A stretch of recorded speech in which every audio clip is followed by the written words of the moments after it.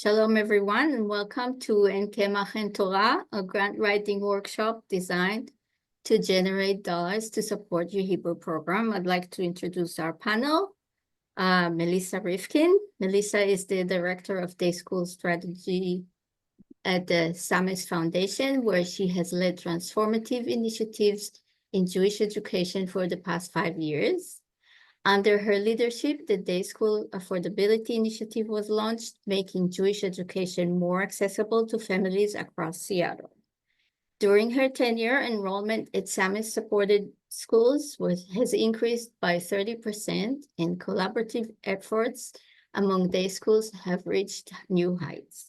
The impact of Samis Day School strategy has been recognized with coverage in leading national outlets such as E-Jewish Philanthropy and the Prisma Center for Day School Education. We also have Dr. Darin Katz.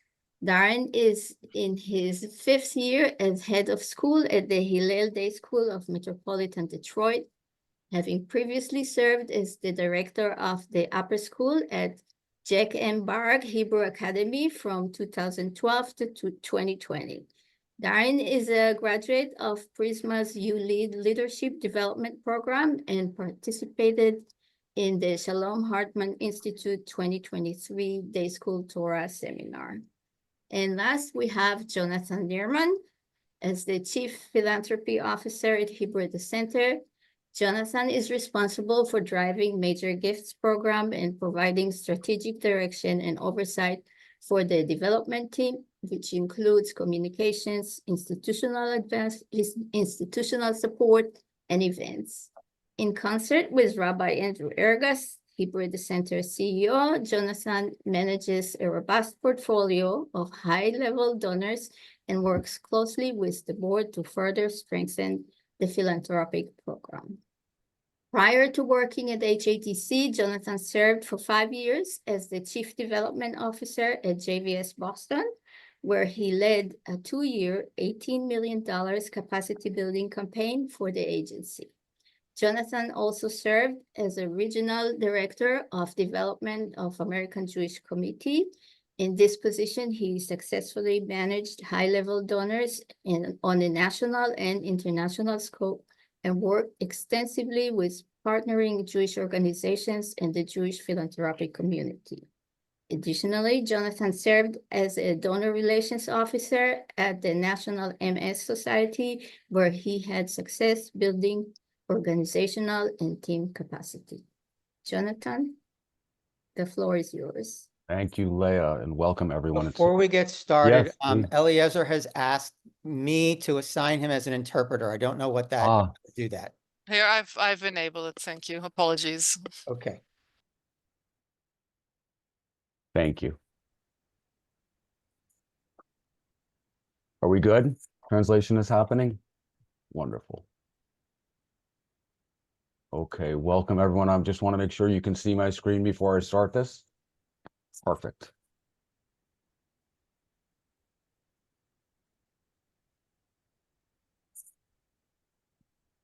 On behalf of my two colleagues and presenters, we're happy to have you here. Welcome. I want to kind of lay out, before we even get into what each of us bring to the table, some of the challenges that we as a team are hoping to kind of address today. And if nothing else, provide you with a bit of a roadmap, both from the perspective of a day school head and a foundation, as well as another, what we will look at as a companion in the field, and myself and my colleagues at Hebrew at the Center. What we know is that competition for funding, period, is intense. That is intensified in the Jewish community by a lot of competing and important pieces of the community that need funding. And in a post-October 7th world, we know that much funding has been rightfully directed in support of Israel itself. Within the framework of Jewish education, Hebrew education itself is an even smaller sliver of that. So identifying funding opportunities is one thing, but securing those becomes an even greater challenge when that pot is even smaller. Again, funders often prioritize innovation over sustaining core Hebrew programming. We believe that those two things do not have to exist in silos, that there can be innovative programming that also strengthens and sustains core Hebrew programming. Immediate measurable outcomes, understandably. Schools are often facing pressure from lots of constituents to be able to deliver those. Not always the easiest thing to do when it comes to Hebrew language learning, kind of even by a semester, in a semester by semester case. There are opportunities, as we'll see, for that to happen. Even within the day school itself, we see growing numbers of competing priorities for those dollars. So while there may be important needs identified by professional and lay leaders in a school, there may be other needs, physical. The gymnasium needs to be rebuilt and cannot be utilized. That may have to take a priority over different programmatic needs. There's always going to be competing priorities. And again, finally, how do you quantify and communicate the Hebrew program return on investment? So if you are looking to raise dollars to improve those programs, how then are you going to make the case for the efficacy of those programs that you are funded for? So these are some of the challenges that we hope to address. Quickly, you can see you're going to get 3 perspectives today on generating funding for Hebrew language education. You will hear first from Dr. Darin Katz from the day school perspective. My colleague Melissa Rivkin from the Samus Foundation will share from where she sits. And then finally, I'll come in and talk about where Hebrew at the Center can actually be a helpful partner in that process for you as you look to expand, grow, strengthen your Hebrew program at the school level. Any questions before we move on? Okay, I'm happy and pleased to pass this to Dr. Darin Katz from Hillel Day School in Metropolitan Detroit. Okay. Good afternoon, everyone. As Jonathan said, I'm Darin Katz. I'm the head of school at the Hillel Day School of Metropolitan Detroit. Right now, I am zooming in from a hotel room near Fort Lauderdale. I'm here for a conference. So the weather here is a tad warmer than it was when I left in Detroit, but I am happy to be here this afternoon to talk about the work that we did at Hillel Day School in partnership with Hebrew at the Center to elevate Hebrew teaching and learning. Jonathan, next slide, please. Okay, just an overview for everyone. Hillel Day School of Metropolitan Detroit was founded in 1958, originally as a Solomon Schechter school, so affiliated with the conservative movement. And as the last bullet on this slide shows, we transitioned to a community day school in 2008. We currently have 601 students. That's our current enrollment. So as far as community day schools go, we are definitely on the larger side. We serve 18 months through 8th grade. We have a robust early childhood center of approximately 180 students. And then the rest of the students are between kindergarten and 8th grade. We are located in a suburb of Detroit in what's known as Farmington Hills, Michigan. If you are all familiar with the metropolitan Detroit area, the majority of the Jewish population lives north and west of the city, and we are located right in the center of a fairly large catchment area. And we were founded as Metro Detroit's first non-Orthodox day school and continue to hold the status as a community day school for elementary and middle school. Okay, next slide, please.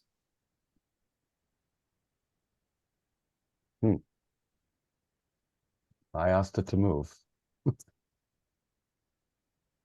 There we go. Okay, wonderful.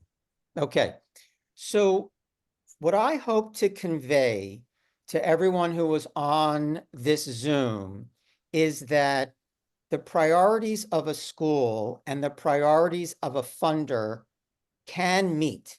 And there's actually quite a bit of synergy that can form between those the two worlds of those priorities. So I'm actually going to start on the right-hand side. So a school's priorities might be Hebrew language instruction. Certainly, since October 7th, and even before that, a strong focus on Israel, maintaining a Zionistic institution. And of course, those of us in the day school world are always striving for academic excellence. Very often, more often than not, those priorities often overlap with what funders are looking for also. And those funders could be existing donors, angel donors that have yet to be identified, and most importantly, foundations such as the one that my colleague Melissa works at the Samus Foundation. So next slide, please. Okay, so I became head of school in 2020, so right in the middle of a pandemic. And in 2020, the school had already begun an initiative to improve our Hebrew language teaching and learning. So I came in, and once we sort of had our feet on the ground with respect to how we would handle the COVID pandemic, we really returned to more strategic thinking. So what was the donor acquisition approach that we took? So there were several different layers, knowing that we wanted to form a strong partnership with Hebrew at the Center, yet it was not monies that I could take from our operating budget. We needed to go elsewhere. So 4 points I want to make. We leveraged our existing donors who have a strong interest in Hebrew education and in Israel. There was one donor in particular who I knew this was this particular donor's bailiwick, and I came with a story to this particular donor of what we wanted to do and what my vision was, hoping that this donor would fund part of our initiative with Hebrew at the Center, because as Melissa is going to state, and what I've come to know is that donors like to know that others are also invested in a particular project. My advancement team and I identified some new angel private donors who we might go to. So what are some relationships, new relationships that we could leverage? The third bullet is really the third and the fourth bullet both deal with maintaining strong relationships with foundations. Now, because Hillel Day School is in Metro Detroit, we have had a multi-decade, very strong relationship with the William Davidson Foundation, which is headquartered in Metro Detroit. The William Davidson Foundation has funded a number of projects at Hillel Day School, for which we are eternally grateful.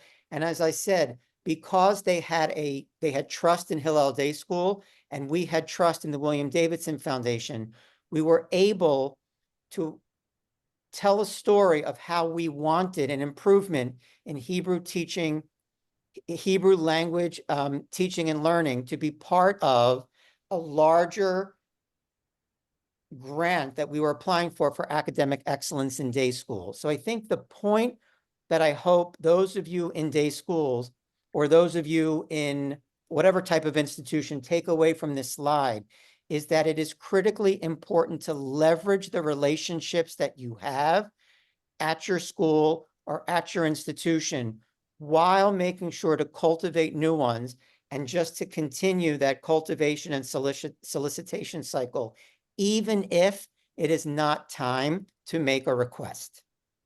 Okay, next slide, please. All right. So why Hebrew at the Center? How did we arrive at what you will see will be a 3-year partnership with Hebrew at the Center?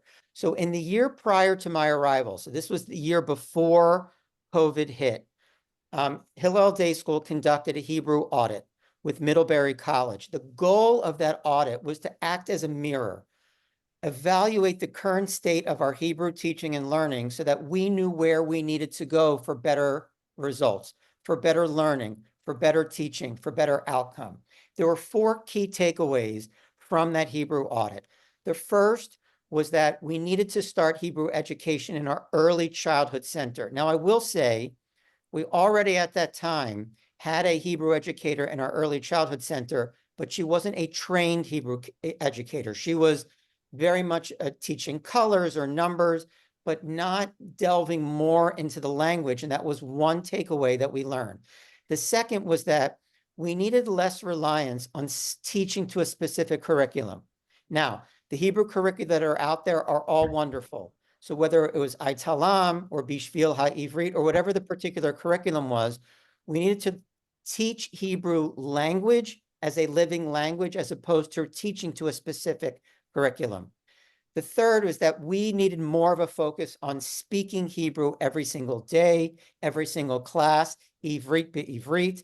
And fourth, a move towards the proficiency model. So with these takeaways from our audit, I was able to then, from the slide before, which Jonathan doesn't have to go to, leverage those relationships with foundations and with private donors who I knew this would speak to. And the result is that there was a private donor and then there was a foundation that each agreed to fund 50% of the work for Hebrew at the Center.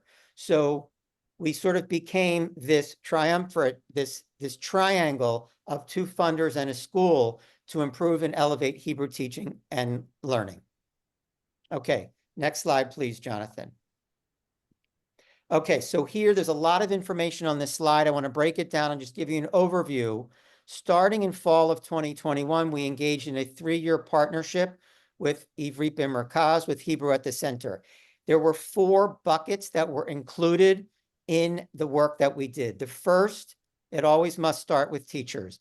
We had robust professional development for our faculty, in which they learned how to formalize a Hebrew class structure. What I've come to learn is the arc of a Hebrew class, the beginning, the middle, and then the end. Our teachers work to improve language acquisition assessments. How are we conducting formative assessments on a daily or a weekly basis to inform the instruction that would take place? They were given tools to increase the spoken Hebrew in the classroom. And then part of the work that we did with Hebrew at the Center, a wonderful part, that Hebrew at the Center conducted 2 visits each year to Hillel with monthly coaching sessions for our teachers. And that one-on-one coaching opportunity was invaluable for our teachers. The second bucket, which will tie into the slide before, dealt with our early education initiative. We implemented formal Hebrew language education using a trained Hebrew language educator in all of our 4-year classrooms, 2 hours a day, 2 hours a week. I should not say 2 hours a day. That's my mistake. That should say 2 hours per week on immersive Hebrew for all 4-year-olds. That was actually a game changer for us, because by the time those 4-year-olds then got to kindergarten, they already were familiar with hearing, speaking, not writing, not reading, but certainly hearing and speaking Hebrew, an absolute game changer for us. Now, Jonathan had mentioned a few slides ago that foundations, funders like to know about outcomes, and we were very, very aware of that. So in the first year of our partnership with Hebrew in the Center, we began investigating Avant testing so that we can analyze data to then go back to our funders and report on the progress we were making. The Avant testing, our standardized Hebrew assessments, we give it to every spring to all of our students in grades 3 through 8. Now, the monies for that, I will tell you, actually come out of our operating budget, but it is a minor investment compared to what our funders have provided for us. The Avant test assessed 4 key domains: speaking, listening, reading, and writing. What it is able to do for us is we are able to facilitate the tracking of student progress year over year. So it facilitates evaluations of teachers' effectiveness for the continued purpose of providing targeted professional development. Lastly, a big point of pride for us at Hillel Day School is that since the inception of this program, we have had 8 students who have achieved the Global Seal of Biliteracy, which is a recognized measure of biliteracy throughout the world. And in what I consider to be a relatively short period of time, the fact that we have 8 students who have achieved the Global Seal of Biliteracy shows that the work that we have done with Hebrew at the center was effective, and I was able to take those data and bring it back to our funders to continue the cultivation cycle.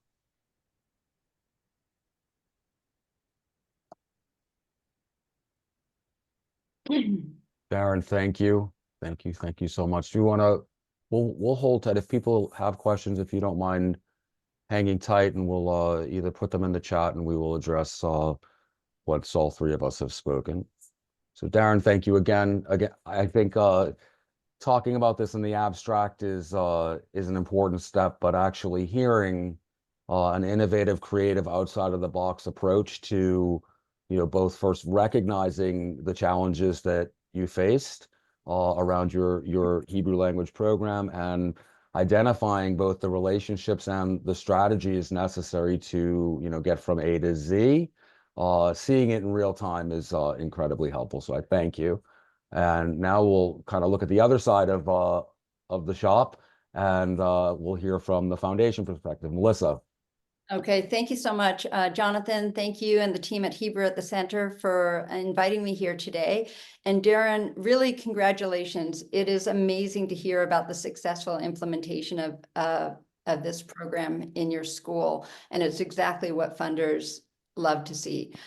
Before I was on the foundation side, I was working as an advancement director of a Jewish high school in Seattle. So I was the one that was writing the grant request and talking to funders. So I do have this perspective from seeing from both sides. Now that I'm on the foundation side, and I've transitioned to that, there's some elements that I wish I had known back when I was working in the high school. So I'm going to talk about three elements that are really important.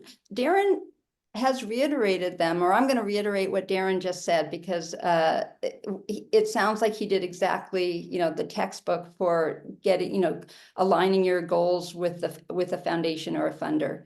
So next slide, please, Jonathan.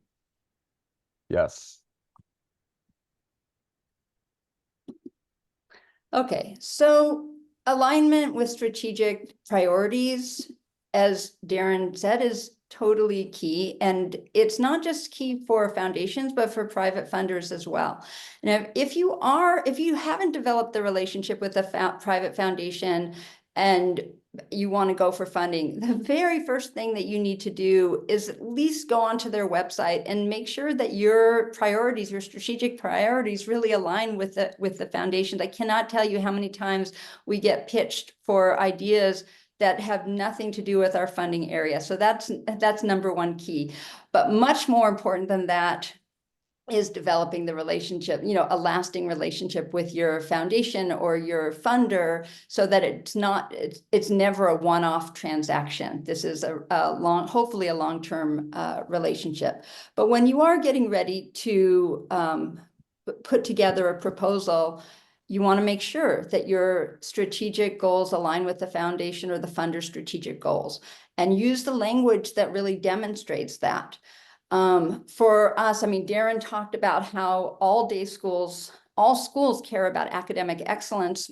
And of course, as a foundation that funds Jewish education K through 12 with a heavy emphasis on Jewish day schools, academic excellence is key for us as well. And we even have funding buckets in professional development for teachers and collaboration. And of course, we're a foundation that will only fund schools that support and love the state of Israel. So, this initiative really ticked a whole bunch of buckets for us.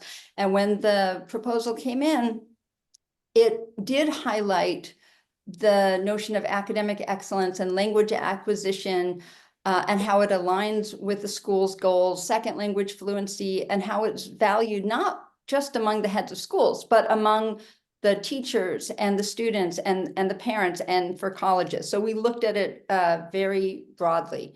Another area that we looked at was, can you implement a program? It's great to write a proposal, but do you have the mechanism in place that you can actually implement what you are asking for. And that's really important to be able to demonstrate that. For us, it was key that this proposal came from the grantee level. There are many times where our foundation connects organizations like Hebrew at the Center with our grantees and hope that, you know, the stars will align. But we don't like to tell our grantees what to pitch us because we want it to be really authentic for them. So the fact that this proposal came from the grantees to us, and it was actually a collaboration of 5 schools that got together to write this proposal for an initiative in our community, that was really, that was critical for us. And as I mentioned before, and Darin mentioned as well, this partnership approach, you got to look at your foundation or your funder as a strategic partner, not a one-off transaction. And yes, there are pitfalls, things that you just want to avoid. I already mentioned, got to make sure your strategic priorities align with your funder. That's really, really important. Failing to articulate your goals and how you're going to measure them is also a problem. So really think about what are the outcomes that you want to see and be able to articulate that vision to your potential funder. And showing that you have the capability to actually do what you want to do. If you are pitching a proposal for an initiative in your school and you don't have enough Hebrew teachers, or you don't have Hebrew teachers that are fluent or so forth, like how are you going to overcome these barriers if this is what you see for your future? And for some foundations, timing is really important. We, like many foundations, we are on a grant cycle. We make grants in the springtime for fall, you know, money coming into the schools and starting in July. If you have a relationship with a foundation and your proposal is going to come at an off time, that may be okay. But if you know the timing of a foundation's grant cycle, it makes it a lot easier for everyone. And I've said this already many times, and Darin as well.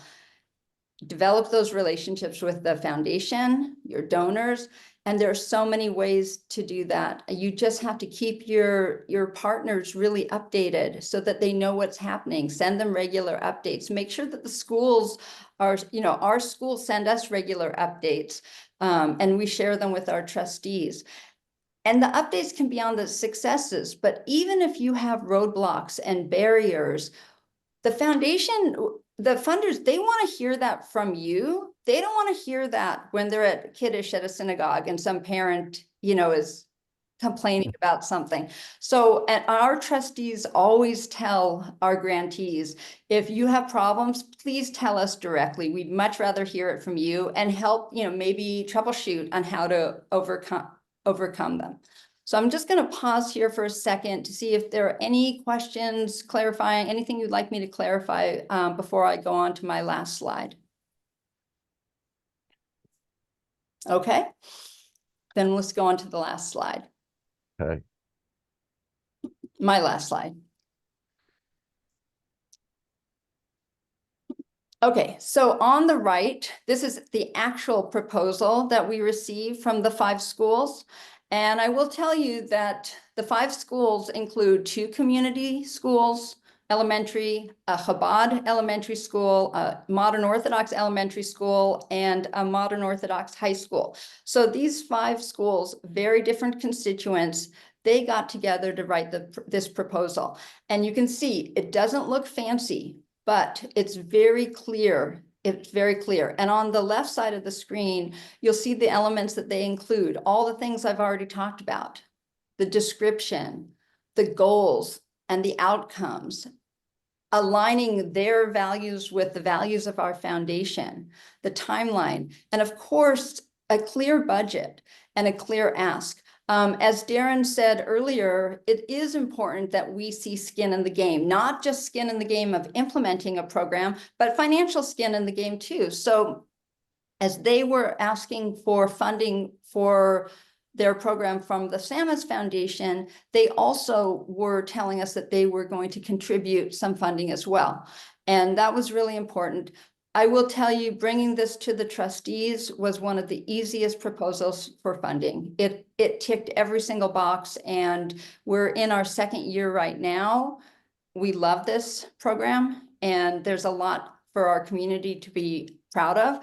I didn't mention, and I probably should have, we're funding the Washington State portion, but this initiative is actually a regional initiative. And this is something that Hebrew at the Center brought to us, where our community is working with schools in Portland, Oregon, and Vancouver, British Columbia. So when we had the second or the third convening in Seattle, because we're smack in the middle of both of those places, you know, we had Hebrew educators coming from, you know, Canada and Portland, working with our teachers from our 5 schools. And it's been a real point of pride and joy in our community.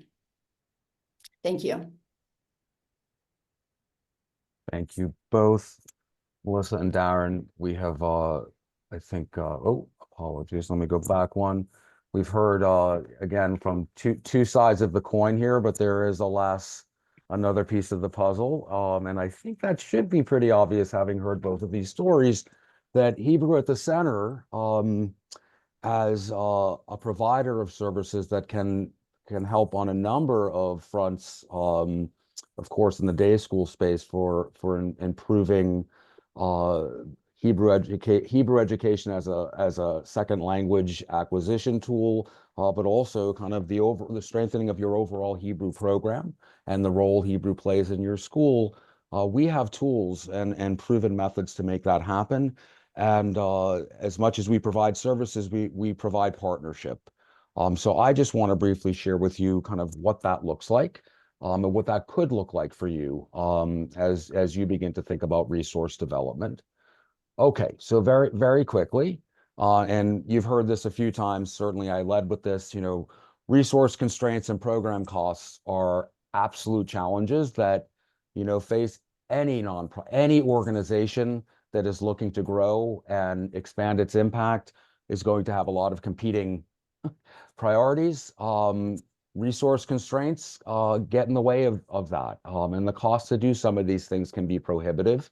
But there are solutions available. And as you've heard here, through deep, let me reel it back and say, whether you are whatever work you are doing or whatever role you play, relationship building, creating relationship-centric approaches to your work, including how you look to raise funds, is absolutely critical. Foundations become an important catalyst for that. So you heard all the advice from Melissa.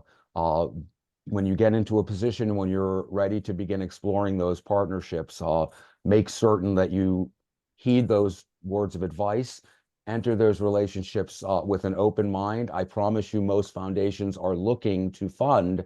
So when there is transparency and dialogue, very often there will be a clear path forward. Maybe it's not today or tomorrow, maybe it's 6 months down the road, but open communication is key. You leveraging resources within your community. That can be your local federation. You know, we talked about, Melissa was sharing how, you know, each school, you know, put a little skin in the game.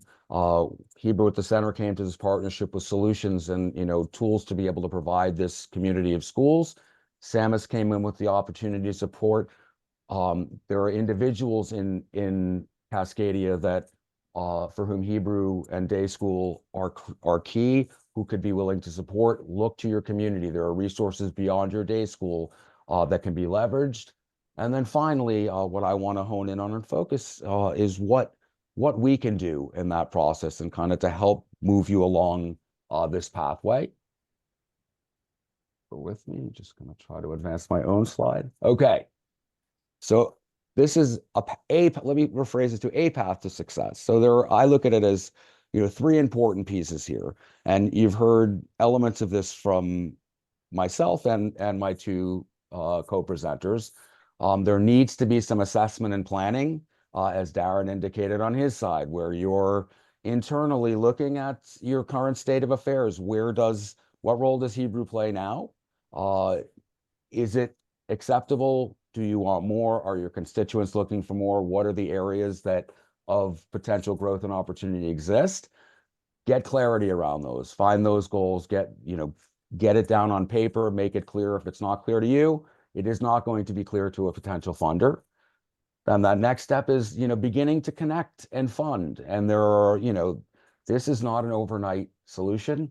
It takes time to build relationships and trust, but done the correct way and with thoughtfulness and again, kind of clarity of what you're looking to accomplish. This second piece becomes an important, next step on your path to success. And then as you are funded for various programs, to build your Hebrew up, implementing those and growing those, which has two important kind of byproducts.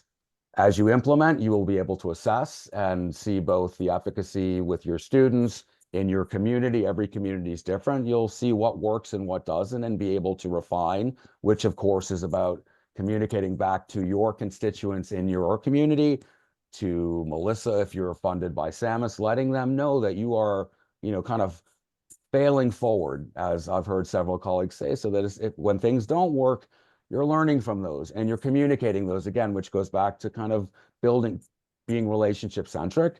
And then as you grow, you're connecting and developing these funding relationships as your program grows and you evolve, so too can those funding opportunities. So there are many cycles happening at once. They are all kind of complementary to each other. Okay. So where could we play a role? And I kind of tried to break this down to, three kind of areas where we might be able to help. We can talk to you, you can connect with us, and we can do a bit of an assessment and help you look at your Hebrew program and identify some of those, unique needs, help to create some clear mapping of those funding priorities. In other words, how to get there. Provide, and this I think is incredibly important, ready to present data points to support the case. And you've heard these kind of three areas mentioned already today.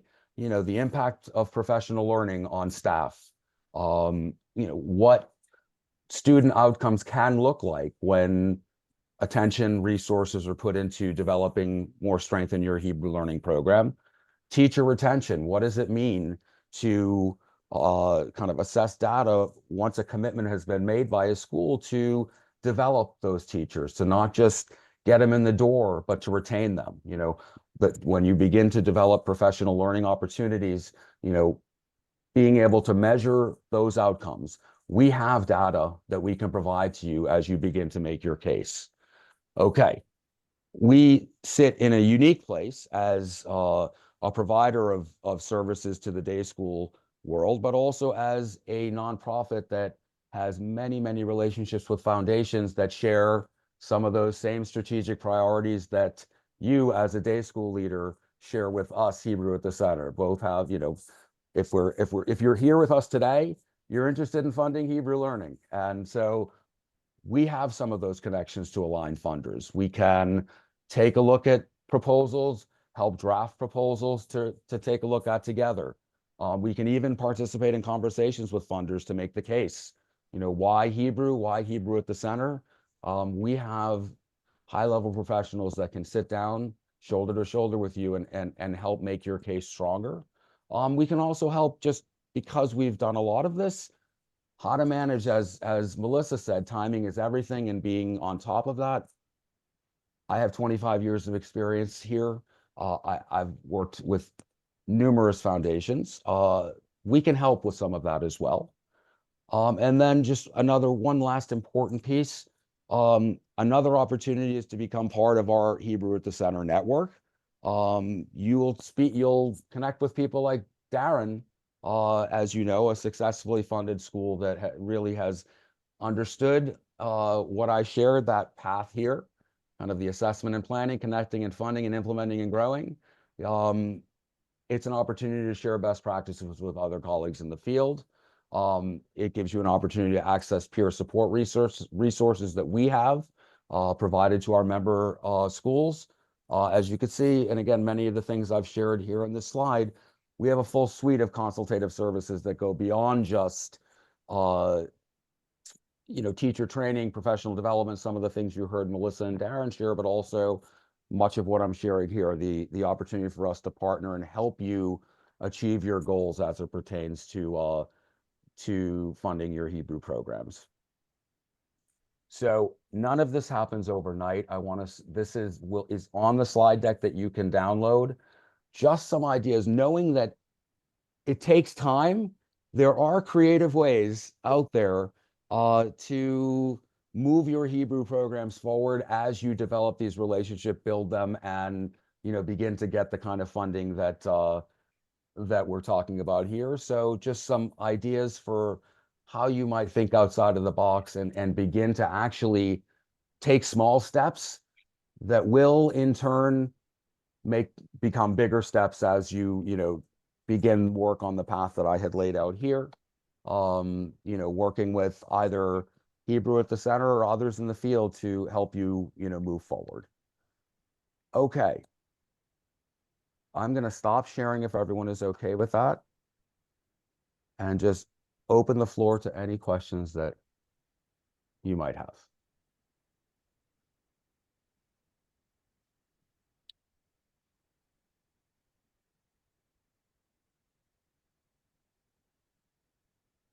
All right, if we have no questions, I think everyone's going to get a little, oh, Andrew has a question. First of all, thank you all. I'm just curious, both from as a field practitioner, Darin, as a funder, Melissa, the last year plus, I think we're at 411 or 412 days into this horrific period of time. A tremendous amount of resources have needed to be redirected to what is urgent. And this kind of discussion that you're having is about funding the enduring. And I'm just kind of curious, are there other ways people should be thinking about how to frame this, so that obviously the elements of the centrality of Hebrew language learning to the value proposition, its importance as a connector to Israel, academic excellence, but what else are you hearing from your partners or from parents or from the community about why they think Hebrew is important to also be attended to? I mean, there's a lot of anti-Semitism on college, and there's relocating hundreds of thousands of people who need to go home, not to mention the 101 hostages. What are your thoughts on that? I will just say that I think the centrality of Hebrew language as in schools is definitely something that's been more emphasized, even though it always was there beforehand, but really articulating that to families, especially new families, to day schools. Another thing we've seen in Seattle, and I think around the country as well, there are more Israeli expat kids coming into the day schools who never really looked at the schools before. And we actually have an area of Seattle close to Microsoft where it's called the kibbutz, and all the kids would go to public school. But now there are more Israeli expat kids coming into the day school, and they won't even look at a day school if there's not robust Hebrew language. They want to see their teachers. They want to see teachers, fluent teachers. They want to see that there are at least a couple other kids that are Israeli in the school. So even from that perspective, it's been very important. At the high school level,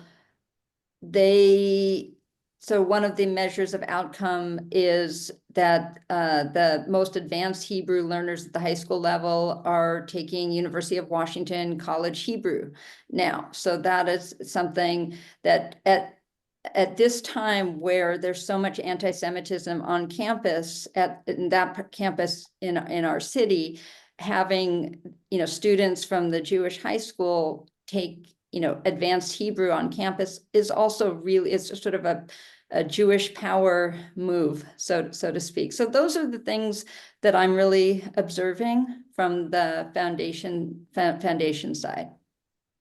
Oh, and one last thing, Yep. for the teachers, these convenings and mentoring has been invaluable. I mean, Hebrew teachers often don't have the professional development opportunities that other teachers have. And having this network for our teachers, again, with teachers across our region, and not all of the teachers are Israelis, but most of them are, that has been an amazing support network for them as well. And Andrew, the one thing that I want to add that I'm thinking of to answer your question is that I think October 7th made the case certainly for my school. Whereas in previous years, when we would administer parent satisfaction surveys, the need for an excellent Hebrew program, might have fallen lower than some of the other areas. Not might have, it did fall lower than some of the areas, but when we administered our parent survey last December, the need for a strong Hebrew program was right at the top. So I think October 7th just reinforced the case.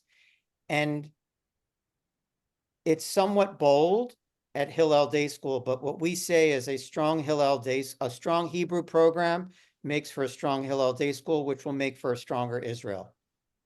And so we make that direct correlation, and it's part of our messaging.